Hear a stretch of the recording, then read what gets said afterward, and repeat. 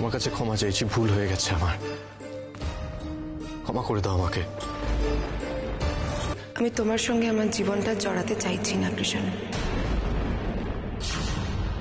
চিরসখা সিরিয়ালের আজকের পর্বে দেখা যাবে কৃষাণু ও তার পরিবার মিঠির বাড়িতে আসে মিঠিকে ফিরিয়ে নিয়ে যাওয়ার জন্যে। কৃষাণু কমলিনীকে বলে, প্লিজ মিঠিকে একবার ডাকুন, ওর সাথে কথা বলার আছে। কমলিনী বলে সেটা এখন সম্ভব নয়, অনেক কষ্টে মেয়েটা একটু ঘুমিয়েছে। কৃষাণু তখন বলে, ওর যতটা কষ্ট হচ্ছে ঠিক ততটাই আমারও কষ্ট হচ্ছে, ওকে ডাকুন প্লিজ। কুর্চি পিসি কৃষাণুকে বলে, তোমার উপর আমরা কত আশা করেছিলাম, ভরসা করেছিলাম, কিন্তু এরকম একটা কাজ তুমি করবে আমরা ভাবিনি। কৃষাণুর জামাইবাবু বলে, আর এই বিষয় নিয়ে কথা না বাড়ানোই ভালো, আমাদের কথাটা একটু রাখুন প্লিজ, মিঠিকে আমাদের সঙ্গে ফিরিয়ে নিয়ে যেতে চাই। কুর্চি পিসি মিঠিকে গিয়ে বলে, বাইরে চল, কৃষাণু তোকে ফিরিয়ে নিয়ে যাওয়ার জন্য এসেছে।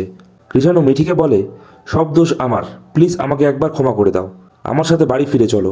মিঠি তখন বলে, তোমার সঙ্গে আমার জীবনটা আমি আর জড়াতে চাই না। পরবর্তী পর্বটি দেখতে হলে অবশ্যই চ্যানেলটিকে লাইক এবং সাবস্ক্রাইব করুন।